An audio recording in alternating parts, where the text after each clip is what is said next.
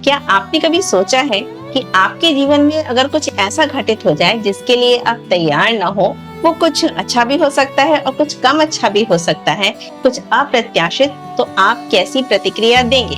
क्या आप एक भावनात्मक प्रतिक्रिया देंगे, रोएंगे, चिल्लाएंगे, दूसरों पे गलती निकालेंगे, या आप अपनी प्रतिबद्धताओं में लिपटी, अपने कमिटमेंट्स में लिपटी एक गंभीर प्रतिक्रिया देंगे?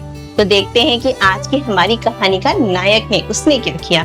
और ये कहानी हमने पढ़ी है इंडिया ग्रेटेस्ट शॉर्ट स्टोरीज से, और इस कहानी के ऑथर हैं रविन्द्रनाथ टैगोर जी, और उन्होंने ये कहानी लिखी है। कहानी का नाम है द ऑस्पिशियस विजन, शुभो दृष्टि, शुभ दर्शन।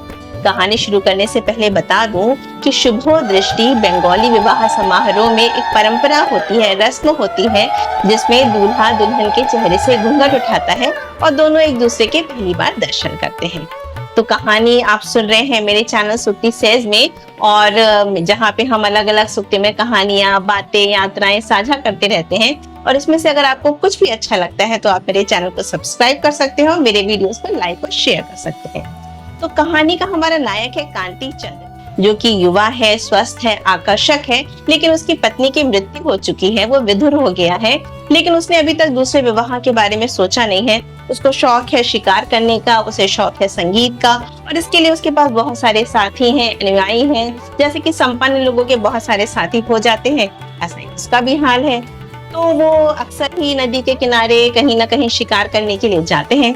तो इस बार भी वो नदी के किनारे दलदल के पास शिकार करने के लिए अपने पूरे साथियों के साथ गया हुआ है, और वहां पे वो नाव पे सवार हैं, और वो दिन में शिकार करते हैं और रात में संगीत सुनते हैं। और जबकि इसकी वजह से जो आसपास के गांव के लोग हैं, स्पेशली महिलाएं जो हैं, उन्हें दिक्कत भी हो रही है, क्योंकि उनके जो नदी के काम है वो काफी रुक गए हैं, उसमें रुकावट आ रही है। लेकिन ऐसे ही चीजें चल रहे हैं। और एक दिन की बात है कि कांति नाव पर बैठा अपनी बंदूक साफ कर रहा था। तभी उसने वहां पे कुछ आवाज सुनी, बत्तख के बच्चे की आवाज। उसने देखा कि गांव की एक नव युवती बत्तख के 2 बच्चों को हाथ में उठाए नदी के पास आई है, और उन्हें पानी में, जहाँ पे थोड़ा सा पानी रुक गया है दलदल के किनारे, वहां पे उनको उसने डाल दिया है और उनको बड़े प्रेम से देख रही है। युवती बहुत ही खूबसूरत थी, कांति उसको देखता ही रह जाता है। और युवती का चेहरा इतना सरल था, इतना ताजा था, और शरद ऋतु थी और सुबह की धूप थी। प्रकृति के ऐसे बीच में युवती का ताजा सरल चेहरा कांति को बिल्कुल मनमोहक लगता है। कांति बिल्कुल मंत्रमुग्ध हो जाता है और देखता ही रह जाता है। और तभी अचानक युवती डर जाती है, क्योंकि उसके एक साथी ने बत्तख के बच्चों पर बंदूक तान दी थी। और युवती डर करके दोनों बच्चों को हाथ में उठा करके जल्दी से बांस के झुरमुट में गायब हो जाती है। कांति को बहुत क्रोध आता है, वो जाकर के अपने आदमी को डांटता है, लेकिन युवती के पीछे जाने का मोह छोड़ नहीं पाता, और युवती के पीछे वो बांस के झुरमुट में जाता है। जब वो आगे जाता है तो देखता है कि वो उसके सामने एक संपन्न घर के सामने खड़ा हुआ है, और जिसमें एक तरफ बहुत सारी कोठरियां थी और दूसरी तरफ गौशाला थी। और वहीं आंगन में युवती अब इस बार बैठी हुई थी, और एक घायल कबूतर को लिए बैठी हुई थी, और वो कबूतर के घाव को सहला रही थी, और अपने दुपट्टे से पानी को निचोड़ करके उसके मुंह में पानी डाल रही थी। और युवती के चेहरे पे जो उदारता थी, जो संवेदनशीलता थी, उसको देख करके कांति एक बार फिर से उसको देखता ही रह जाता है, और उससे कुछ कहना ही चाहता था। तब तक अंदर घर से आवाज आती है, सुन। और युवती अचानक से उठ करके खड़ी हो जाती है, और कांति फिर उसके पास जाने की कोशिश ही करता है, कुछ बोलता ही है कि तब तक फिर से अंदर से आवाज आती है, सुधा। और युवती डर करके जल्दी से घर के अंदर भाग जाती है। कांति वहां से वापस आ जाता है और कुछ सोच करके नाव पर अपनी बंदूक रख देता है और वापस उस घर में जाता है। जब इस बार घर में जाता है तो देखता है कि घर के बाहर आंगन में एक वृद्ध ब्राह्मण बैठे हुए हैं और एक किताब पढ़ रहे हैं, और उनके चेहरे पर भी वही उदारता है जो कि कांति ने उस लड़की सुधा के चेहरे पर देखी थी। और कांति उनसे पानी पीने के लिए मांगता है, वो उसको पानी देते हैं, कुछ खाने के लिए देते हैं और उसका परिचय पूछते हैं। कांति उन्हें अपना परिचय देता है, अपना ब्राह्मण परिवार बताता है, कुल बताता है, अपनी पद बताता है। और वो जो ब्राह्मण थे जिनका नाम नवीन बैनर्जी था, उनसे पूछता है कि क्या मैं आपकी कुछ सेवा कर सकता हूँ। तो ब्राह्मण कहते हैं कि नहीं, मेरे पास तो सब कुछ है, बस मुझे एक ही चिंता है कि मेरी बेटी सुधा का विवाह हो जाए, मैं उसके लिए एक योग्य वर की तलाश में हूँ। कांति मन ही मन खुश होता है और वृद्ध ब्राह्मण को अपने अगले दिन अपनी नाव में आमंत्रित करता है। और उस दिन शाम को जा करके वो अपने आदमियों को गांव में भेजता है कि उस ब्राह्मण के घर के उनकी बेटी के बारे में पता लगाएं। और जहां कहीं भी उसके आदमी जाते हैं, हर तरफ से उस ब्राह्मण नवीन बैनर्जी, उनके घर के बारे में, उनके चरित्र के बारे में, उनकी बेटी के बारे में उसको प्रशंसा ही सुनने को मिलती है। अगले दिन जब नवीन बैनर्जी उसके घर में आते हैं, उसके नाव पर आते हैं, तो वो सीधे उनके सामने विवाह प्रस्ताव रख देता है, उनकी बेटी का हाथ मांग लेता है। वृद्ध ब्राह्मण के लिए ये बहुत ही अकल्पनीय होता है, सुखद अकल्पनीय होता है, क्योंकि इतने संपन्न ब्राह्मण परिवार से उनकी बेटी के लिए रिश्ता आया था, उनको विश्वास नहीं होता है। वो कांति से पूछते हैं कि क्या आप मेरी बेटी सुधा की ही बात कर रहे हैं? कांति कहता है हाँ। तो वो कहते हैं कि क्या आप उससे देखना नहीं चाहेंगे, मिलना नहीं चाहेंगे? तो वो कांति उनको बिल्कुल भी जताता नहीं है कि वो सुधा से पहले ही मिल चुका है, और उनसे कहता है कि मैं शुभ दृष्टि शुभ दर्शन के टाइम पे ही हम दोनों एक दूसरे को देखेंगे। नवीन बैनर्जी बहुत ही खुश होते हैं और आशीर्वाद देते हैं कि जिस तरह से आपने मेरी बेटी पे भरोसा किया है, मेरी बेटी एक बहुत ही अच्छी लड़की है, और मैं आशीर्वाद देता हूँ कि आपका ये भरोसा कभी न टूटे और आप लोग एक सुखी वैवाहिक जीवन व्यतीत करें।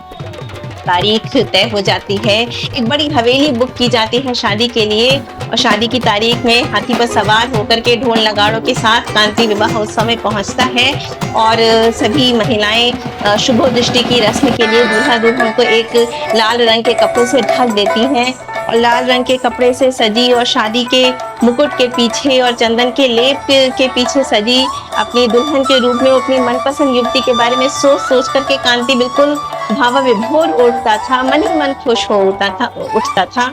और शादी के बाद से महिलाएं उसको आमंत्रित करती हैं और उससे कहती हैं कि दुल्हन के चेहरे से घूंघट उठाए। कांति आता है, दुल्हन के चेहरे से घूंघट उठाता है, उसको देखता है और बिना कुछ बोले चुपचाप वहां से चला जाता है। दुल्हन के वेश में लाल जोड़े में सजी हुई जो युवती बैठी थी वो उसकी मनपसंद युवती नहीं थी, वो तो कोई और ही थी। कांति को झटका लगता है, उसके सीने से दर्द उठता है और आसपास जल रही सारी रोशनी बंद पड़ जाती है और उसमें से अंधेरा उठ करके उसके दुल्हन के चेहरे को काला कर देता है।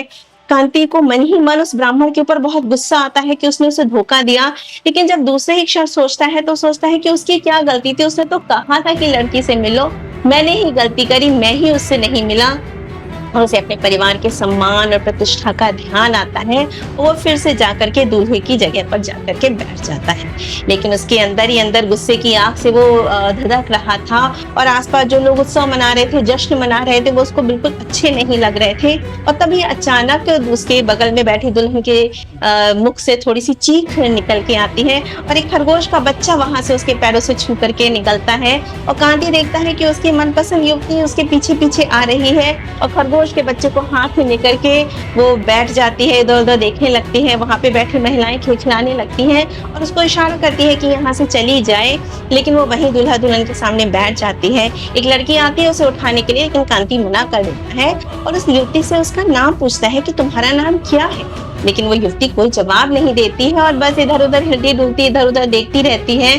कांति फिर से उससे पूछता है कि तुम्हारे बत्तख के दोनों बच्चे बड़े हो गए, लेकिन इस बार भी युवती जो है वो बस देखती रहती है, लापरवाही से कोई जवाब नहीं देती है। कांति आखिरी कोशिश करता है और कहता है कि तुम्हारा कबूतर के क्या हाल है, वो ठीक हो गया, लेकिन कोई फायदा नहीं होती है। कांति को अब दूसरा झटका लगता है, क्योंकि उसे पता चल जाता है कि जो उसकी मनपसंद युवती थी वो गूंगी और बहरी थी, न वो सुन सकती थी, न वो बोल सकती थी।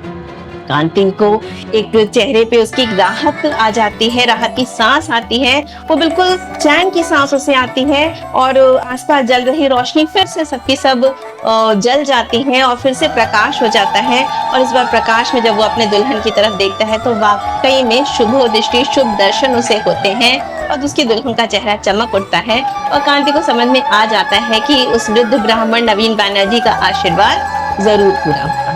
तो दोस्तों, ये थी कहानी रविंद्रनाथ टैगोर जी की शुभ दृष्टि, दी ऑस्पिशियस विजिट। इस कहानी को सुन करके पढ़ करके मेरे दिमाग में दो बातें आई थी जो मैं आपसे कहना चाहूंगी। पहली बात तो ये कि नियति के प्रति हमें एक विश्वास होना चाहिए। हमारे जीवन में कब क्या होगा हम उसके प्रति अक्सर ही अलग अलग प्रतिक्रियाएं देते हैं, लेकिन हमें एक विश्वास के साथ जीवन में चलना चाहिए, क्योंकि जो चीजें हमें अपनी दृष्टि से दिखाई दे रही हैं वाकई में वो किस रूप में हमारे सामने आएंगी हमको नहीं पता होता है। तो जिस प्रकार कांति ने विश्वास रखा और अपनी चीजों को लेकर के आगे गया, हमको भी वही कोशिश करनी चाहिए। और दूसरी बात जो रविन्द्रनाथ टैगोर जी इस कहानी के माध्यम से कहना चाहते हैं कि समाज में ये जो वर्ग है, जो कि किसी न किसी रूप में दिव्यांग है, क्या इनका समाज में कोई अधिकार नहीं है? आखिर इनकी क्या अपेक्षा है, इनका क्या हर्ष होगा अगर हम इन्हें नहीं अपनाएंगे? उस युवती से भगवान ने बोलने और सुनने की अगर क्षमता छीनी थी तो उसको खूबसूरती दी थी, एक उदार हृदय दिया था, एक काइंड हार्ट दिया था, लेकिन उसकी कोई वैल्यू नहीं थी, कोई उसका महत्व नहीं था, क्योंकि समाज में उसकी कोई पोजीशन नहीं थी, लोग उसको उसी दृष्टि से देखते थे। तो क्या हमारा इनके प्रति कोई कर्तव्य नहीं है?